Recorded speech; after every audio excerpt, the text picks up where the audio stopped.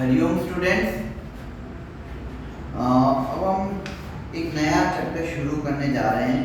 अब तक हमने 5वां चैप्टर तक किया है और लास्ट चैप्टर जो था वो था दोहे। ठीक है, तो दोहों के बाद अब हम एक पोएट्री यानी एक कविता हम सिखाएंगे। तो उस कविता का नाम है तूफानों की ओर। ठीक है, तो कविता सिखाने से पहले, कविता का कुछ एक्सप्लेनेशन करने से पहले, जो कवि है, जो जिन्होंने कविता लिखी, उनके बारे में कुछ जानते हैं। तो सबसे पहले इनके कवि का नाम है शिवमंगल सिंह सुमन। उनका पूरा नाम शिवमंगल सिंह है, लेकिन उनको सुमन के नाम से भी जाने जाते हैं। तो सबसे पहले इनके बारे में कुछ जानते हैं। 5 अगस्त 1915 को ग्राम झरकपुर, जिला उन्नाव, उत्तर प्रदेश में उनका जन्म हुआ था। उत्तर प्रदेश के उन्नाव जिला में झरकपुर में। बनारस हिंदू विश्वविद्यालय से एमए पीएचडी उन्होंने किया था बनारस हिंदू विश्वविद्यालय, जो कि देश में नहीं विदेश में भी काफी प्रख्यात विश्वविद्यालय कह सकते हैं। अनेक अध्ययन संस्थाओं, विश्वविद्यालयों तथा हिंदी संस्थान में उच्चतम पदों पर कार्य किया तथा अनेक देशों की यात्रा की। 1974 में मिट्टी की बारात पर साहित्य अकादमी तथा 1993 में भारतीय पुरस्कार से सम्मानित किया गया। आप अगर देखें तो उनको कवि और कई साहित्य पर इन्हें कई अवार्ड्स भी मिले। उनमें से ये 2 के बारे में इन्होंने बताया। 1974 में भारत सरकार द्वारा पद्मश्री से सम्मानित किया गया था। पद्मश्री ये एक बहुत सरकार की तरफ से दी हुई एक प्रकार से देखो तो एक विशेष सम्मान भारत सरकार द्वारा एक अलग अलग फील्ड में जो प्रख्यात हुए या जिन्होंने बहुत महान कार्य किया, ऐसे उन लोगों को पद्मश्री पुरस्कार दी जाती है। केवल कविता या साहित्य में ही नहीं, खेल में भी मिलता है, कला में भी मिलती है, एक्टिंग, फिल्म, जो जिन्होंने विशेष कार्य किए एक वर्ष में या फिर पूरे जीवन में, तो ऐसे इन लोगों को पद्मश्री पुरस्कार दी जाती है। विज्ञान में भी मिलता है।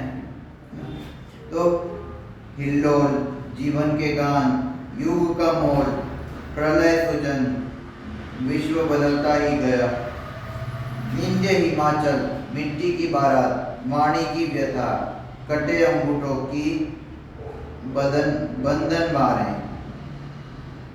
उद्यम और विकास, प्रकृति पुरुष कालिदास। इन्होंने इस तरह के कई साहित्य, कई किताबें लिखी जिनके कारण इन्हें आज भी याद की जाती है। तो प्रस्तुत कविता में कवि शिवमंगल सिंह सुमन ने सदा संघर्ष में रहकर अपने लक्ष्य की ओर बढ़ने की प्रेरणा दी है। जिस तरह आग में रहकर सोना निकलता है, उसी तरह बाधाएं हमें जीने की नई राह दिखाती है और आगे बढ़ने के लिए हमारे इरादों को मजबूत बनाती है। इस कविता में धैर्य, गतिशीलता, साहस और संघर्षरत रहना जैसे मूल्य उजागर किए गए हैं। यहाँ पे कविता में आपको ऐसी चीजें मिलेगी, अगर आप इसे अंदर से आप अपने जीवन में भी इसे उतारेंगे तो हो सकता है आपको आगे बढ़ने की प्रेरणा मिल सके। आगे बढ़ने की प्रेरणा आपको केवल बड़ी बड़ी बातें सुनने या बड़ी बड़ी बातें करने से नहीं होगी, है ना। ये जब तक आप इससे किसी महान व्यक्ति, जो अभी तक इतिहास में जितने भी लोग अपने क्षेत्र में महान कार्य किए, जो महान हुए हैं, है ना, अगर उनसे प्रेरित होकर आप आगे भी बढ़ जाए तो भी हो सकता है कि आप आगे बढ़े। और ऐसे लोग संघर्ष करके आगे आते हैं। किसी को मुफ्त में या कोई शॉर्टकट करके कभी कोई आगे नहीं बढ़ता। आज के समय में हम क्या करते हैं, शॉर्टकट के बारे में ज्यादा सोचते हैं, है ना। और संघर्ष करके आगे बढ़ने का मतलब हम उसको पैसे के साथ जोड़ते हैं, है ना। इतना देखते हैं कि समाज में कितने सम्मान की नजरिए से देखता है समाज, हम समाज के नजरिए से देखते हैं, वही हमारी सबसे बड़ी भूल है, वही हमारी सबसे बड़ी गलतफहमी है, और वही गलतफहमी के साथ हम आज भी जी रहे हैं। तो अगर आप गौर से देखें तो अगर आप चाहते कि आप आगे बढ़े, है ना, आप आगे एकदम मजबूत हुए, है ना, तूफानों से लड़कर आप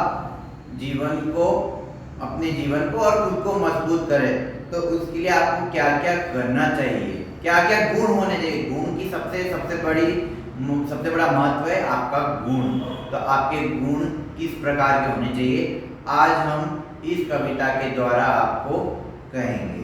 ठीक है, तो सबसे पहले, तूफानों की ओर घुमा दो नाविक नीच पतवार। नाविक नीच पतवार, उसका तात्पर्य क्या है?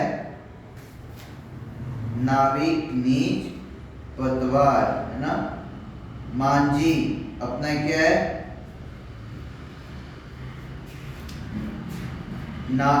मांझी मतलब क्या है? जो नाव चलाता हो, है ना, जो नाव चलाता हो वो कहते हैं कि तूफानी की ओर दिशा मोड़ दो, है ना, दिशा, अपने तूफानों की ओर दिशा मोड़ दो। क्यों?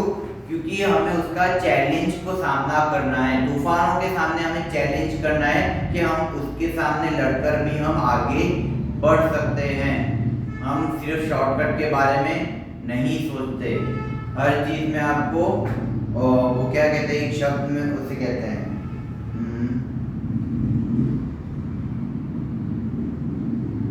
अभी ध्यान नहीं आ रहा, बट एक तरह से कहते,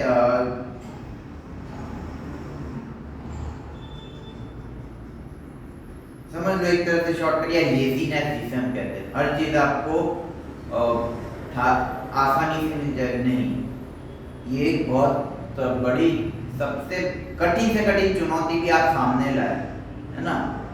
भगवान से प्रार्थना करें कितनी भी कठिन चुनौती से आगे लाए, हमें इस तरह से बोले कि ऐसे कठिनाइयों का भी हम सामना कर सकते, इतनी शक्ति दे। ठीक है, तो आज सिंधु ने विष उगला है, लहरों का यौवन मचला है। मतलब आज समुद्र ने जहर उगला क्या है, किस विषय में कि, और इस तरह से कि कठिन परिस्थितियां उन्होंने कई तरह के पैदा की है, किस आधार पे कि लहरों का जो यौवन मचला है। आज हृदय में और सिंधु में साथ उठा है ज्वार, कि लहरें भी उमड़कर तुम्हारी नाव को निगल जाना चाहती है। मतलब आपको अभी भी इस तरह अच्छा, जहर उगले का अर्थ क्या है इसमें? इसका मतलब कि जहर नहीं गया, इसका तात्पर्य ये है कि आज ये जो लहरें हैं आपके समुद्र के, तो वो इस तरह से लहरें आ रही कि मतलब एक तरह से चैलेंज कर रहा है वो, कि इतनी ऐसी परिस्थिति में हम कैसे सामना करें, तो नाव की तरफ आ सके। और जब नाव की तरफ आए तब उसे क्या करना चाहिए? तो आज हृदय में और सिंधु में साथ उठा है ज्वार, तूफानों की ओर घुमा दो नाविक नीच पतवार, है ना। चित्र में भी, अगर आपने टेक्स्ट बुक में जो चित्र दिया है उसमें भी आप थोड़ा इमेजिन कर सकते हैं कि लहरें भी उमड़कर तुम्हारी नाव को निगल जाना चाहती है, फिर भी परवाह नहीं। उधर समुद्र में ज्वार उठा है, तो उधर समुद्र में ज्वार उठाए, चाहे कितनी भी तूफानें आए, लेकिन हम उनकी परवाह नहीं करते, चाहे वो नाव में पानी डुबो दे, चाहे कुछ भी हो, है ना। हम सामना करेंगे हर चीज का। तो हर चीज का सामना करने का एक उदाहरण ये नाव और ये माझी का जो जुझारूपन है, वो आप इस तस्वीर में भी देख सकते हैं, वो आपका एक उत्तम उदाहरणों में से एक है ना। तो दूसरा है, लहरों के स्वर में कुछ बोलो, इस अंधड़ में साहस तोलो, है ना। अंधड़ का अर्थ है, अंधड़ का अर्थ क्या है? अंधड़ का मतलब है आंधी, है ना। लहरों के स्वर में कुछ बोलो, इस आंधी अंधड़ में साहस तोलो, है ना। लहरों को बार बार आह्वान कर रहा है क्या? कि यहाँ से किसी भी तरह से आंधी के तौर पे हमारे सामने और हमें चुनौती दो कि हम दोनों के आमने सामने में कौन विजय होगा और कौन मजबूत होता है। तो कभी कभी मिलता जीवन में तूफानों का प्यार, तूफानों की ओर घुमा दो नाविक नीच पतवार। तो यही कह रहे कि अगेन इसमें आता है कि इसमें आंधी, तूफान, कई तरह की बाधाएं, है ना। अधिकांश लोग आज क्या सोचते हैं कि हमें तो जिंदगी में तूफान नहीं आना चाहिए, आंधी नहीं आनी चाहिए, है ना। इंग्लिश में एक शब्द है, अभी ध्यान नहीं आ रहा उसका,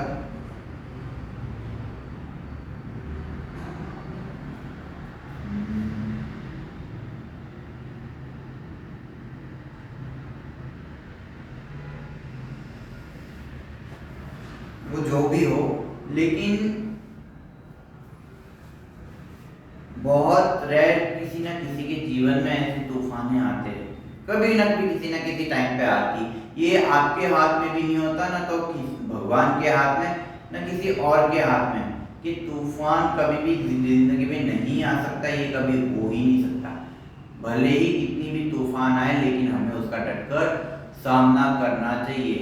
बस बशर्ते ये कि उसमें भी आप बहुत ज़्यादा शॉर्टकट नहीं खोजे। बस इतना ये देखना है कि आप कैसे हंसते हंसते उस तूफान का सामना करके आप आगे बढ़े और अपने आप को मजबूत करें, ठीक है।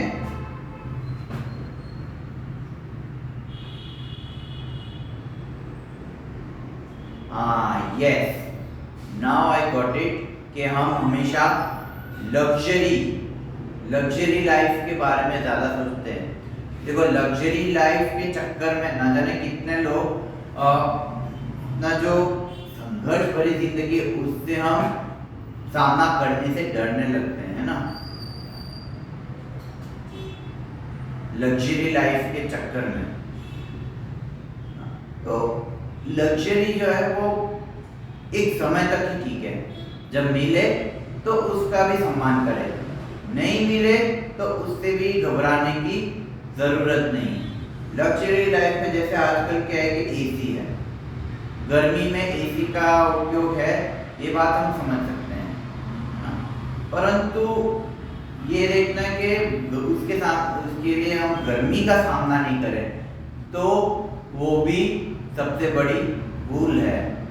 हाँ, अगर आपके पास अगर बाय चांस आपके पास एसी नहीं हो, है ना, केवल पंखा या ऐसा कुछ, तो उसके भी कई तरीके हैं कि हम ऐसे गर्मियों का भी सामना कर सके, है ना। तो आपके पास पैसे बहुत है, आपके पास सब जो चाहे वो कर सकते हैं, आप चाहे तो कई तरह के लग्जरियस जिंदगी जी सकते हैं, लेकिन इसका मतलब ये नहीं कि आप अपने जो संघर्ष है उस पर उसको हम अपने जीवन में अहमियत न दें। तो ये है मजबूत होने का एक ही उपाय कि कई तरह के तूफान और संघर्षों का सामना करें। सच्चाई को समझे, सबसे पहली बात है सच्चाई को समझे। आप अपनी सच्चाई को भी समझे और बाहरी सच्चाई को भी समझे, है ना, तब जाके आप निर्णय लेने में सक्षम हो। तो यह असीम नीच सीमा जाने, सागर भी तो यह पहचाने, मिट्टी के पुतले मानव ने कभी न मानी हार, तूफानों की ओर घुमा दो नाविक नीच पतवार। यानी समुद्र और वो तूफान असीम दिखाई देते हैं। असीम का मतलब बहुत सीमाहीन, मतलब कोई सीमा नहीं। असीम यानी सीमा के बाहर, है ना, सीमा रेखा के बाहर कह सकते हैं अपन, है ना, लिमिटलेस। तो तूफान और समुद्र इन सब की भी कोई सीमा नहीं है, इनका सामना शायद ही कोई कर सके, लेकिन मनुष्य सब कुछ कर सकता है। मनुष्य सब कुछ कर सकता है, ये इन्होंने बताया। अच्छा, 7 में एक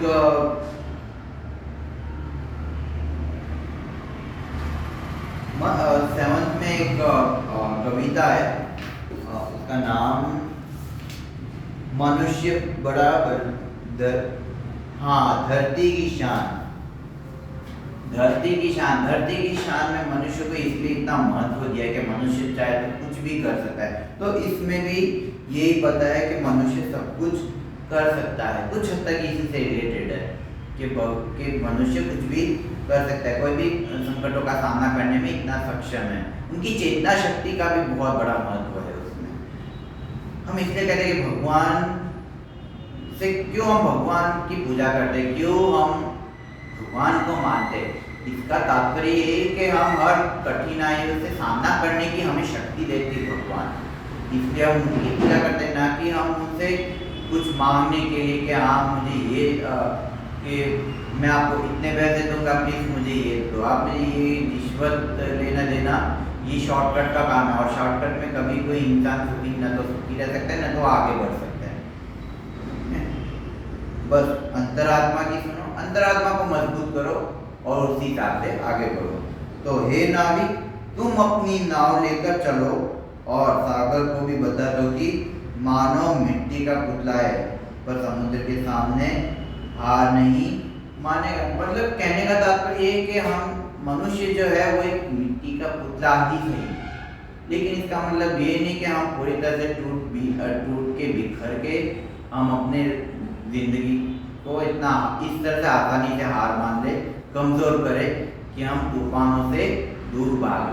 नहीं, तूफान और बुरा वक्त कभी भी किसी के जिंदगी में आ सकता है। आज के टाइम में देखो, विराट कोहली का एग्जाम्पल, मतलब क्रिकेट का ही एग्जाम्पल देते, आज कोहली का इतने साल से कंटिन्यूसली बहुत शानदार समय चल रहा था।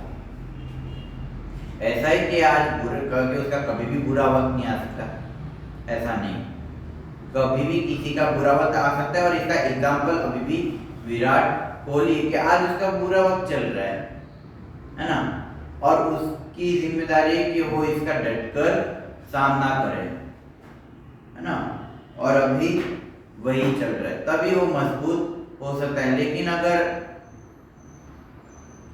इस तरफ फ्रस्ट्रेशन के नहीं, मुझे ये चाहिए, मुझे ये करना है, मुझे उसकी जरूरत है, ये तय करने वाला वो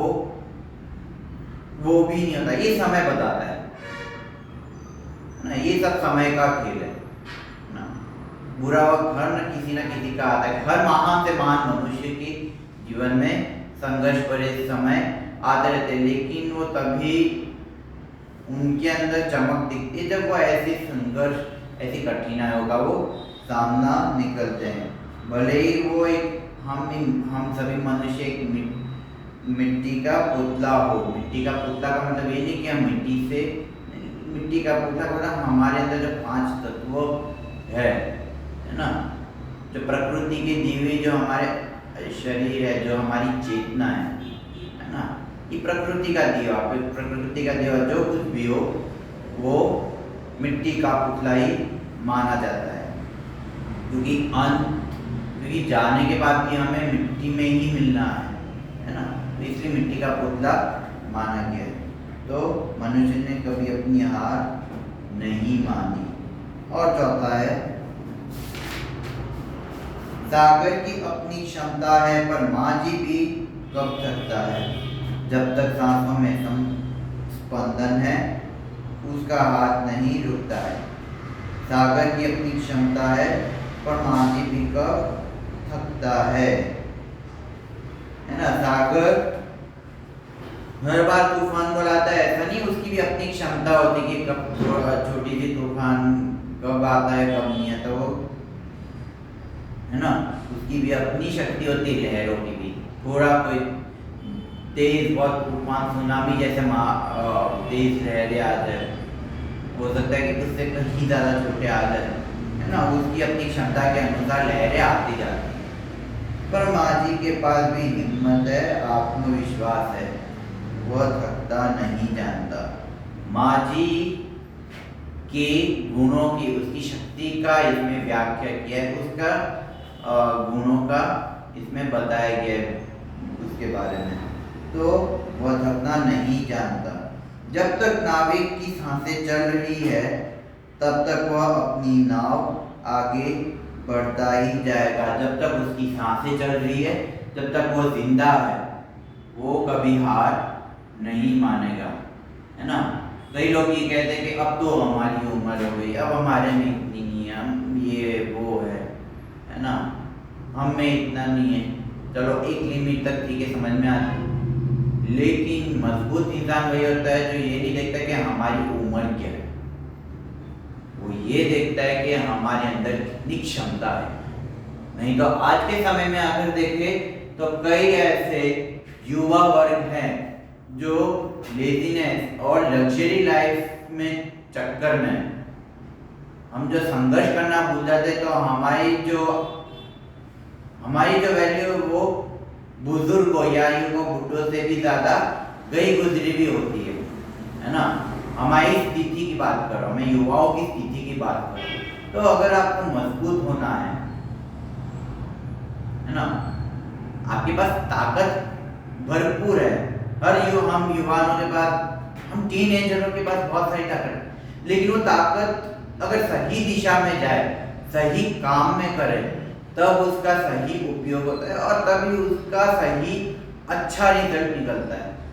अन्यथा ये सारी ताकत आप गलत दिशा में ले जाएंगे तो इसका परिणाम ये होगा कि टेंशन, फ्रस्ट्रेशन, डिप्रेशन, इस तरह की बीमारियों से आप जूझकर आप अभी से बुढ़ापे या फिर दुर्बलता को बढ़ावा देने जैसा हो जाओगे। इसलिए अगर आपको आगे बढ़ना है तो सबसे पहले आप अपने आप को मजबूत करें, है ना, और ऐसे काम में लगे रहे जहाँ पे आपको मजबूत कर सके, न कि आपको कमजोर, है ना।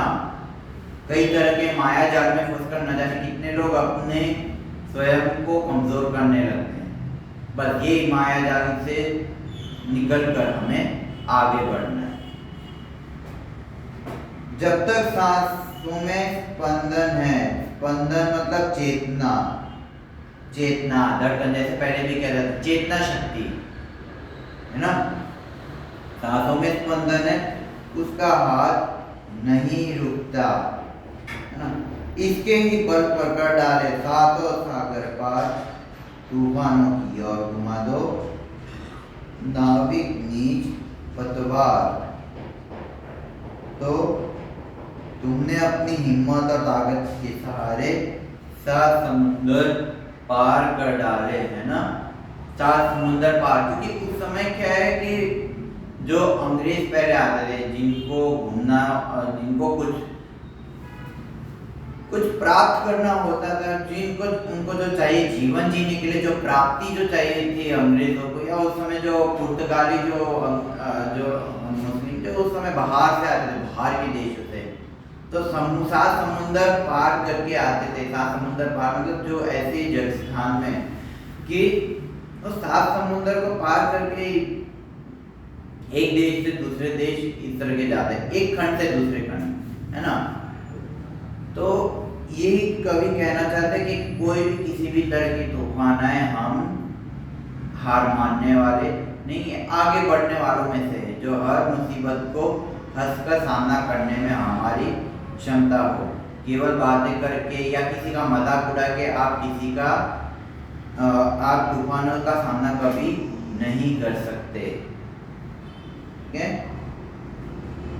ये जो शेर होते, टाइगर, बाघ, इन सब का भी सामना करना भी किसी 7 समुद्र पार करने से कम नहीं है। तो इनसे भी सामना करने की भी क्षमता और शक्ति होनी चाहिए, इतनी शक्ति हो ना,